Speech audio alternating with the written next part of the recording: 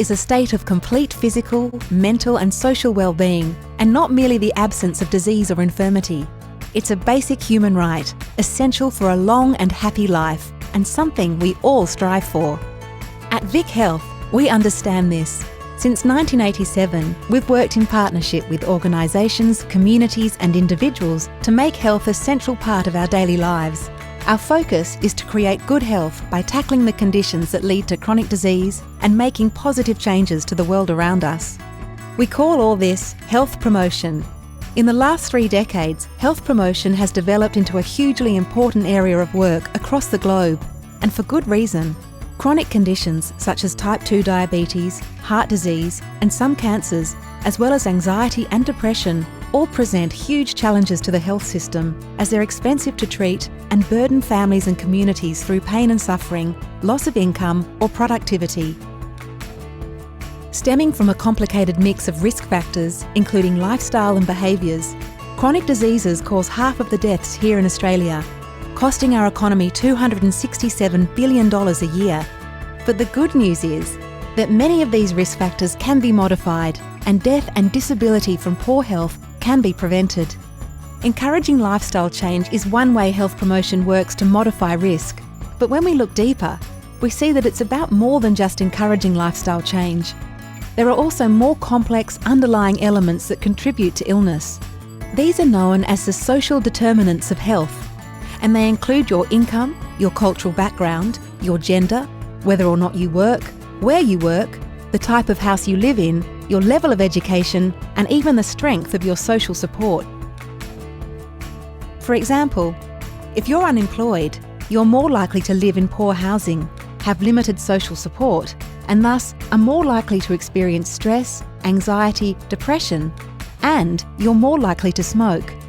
Similarly, if you're from a culturally diverse background, you may experience racism, which can also lead to stress, anxiety and depression.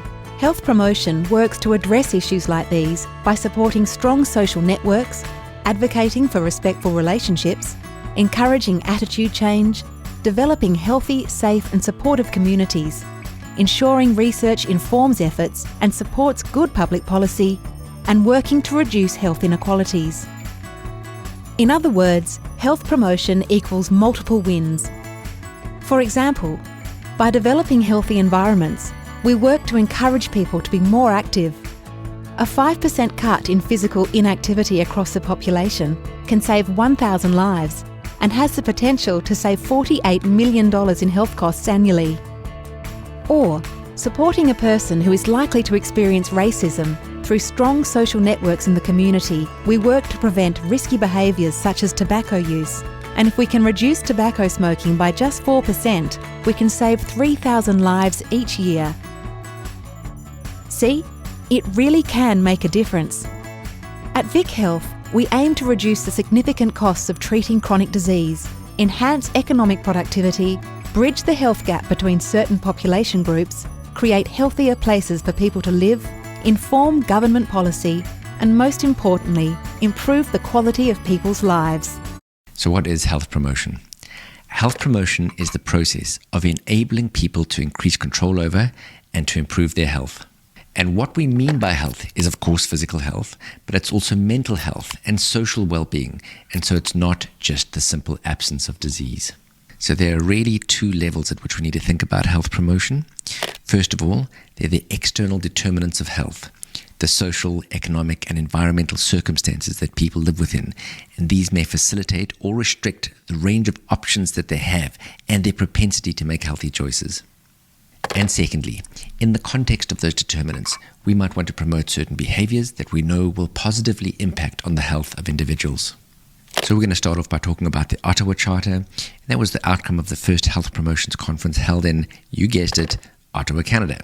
And then I'm going to talk you through an alternative framework, and I think that that's going to help you think about health promotion in a slightly different way. The Ottawa Charter proposes 5 areas of action for health promotion. Firstly, personal skills. We want to provide information and education that promote healthy choices like education and support for smoking cessation. Next, community action. So community fund runs, for example, or NGOs that provide support to groups that have specific challenges. Next, creating a supportive environment. So, for example, cycle lanes and parks that allow people to be more physically active. Then there's healthy public policy, so legislation like seatbelt laws or taxation on tobacco products or regulation around food and water safety. A super quick interruption to this video to say thanks to Nested Knowledge. Nested Knowledge sponsor this channel and I absolutely love them.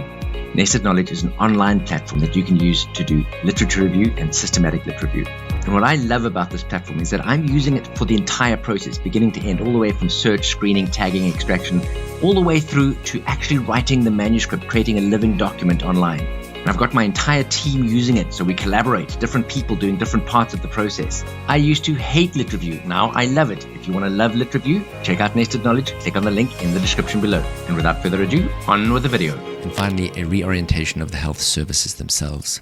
So we want increased focus of health services on keeping people healthy through, for example, health educator roles or improved access to services for people living in communities with linguistic challenges. Now, I'd like to propose a slightly different way of thinking about health promotion. The starting point of my framework is to focus on people's freedoms and opportunities and the relationship between these two things. And we'll start off by talking about freedoms. There are parts of the world in which women's rights are restricted. Children are forced into child labor. People are enslaved or imprisoned or live under draconian political regimes that don't respect human rights. So before we start talking about the fact that we want people to consume locally produced organic celery, our starting point must be that people are at the very least free to make healthy choices at all. Now, there are free people all over the world that still can't make healthy choices because the options just aren't there. If there's no clean water to drink, then you can't choose to drink clean water. So before we start talking about personal choice, we have to first deal with these environmental enablers, freedoms and opportunities, before we start talking about behavior change. Next, there's information, knowledge, and understanding, so that at the very least, a person has the option of making an informed decision one way or the next. And finally, we need to incentivize behavior change. We need to make it easy for people to make healthy choices. We need to use our understanding of behavioral economics to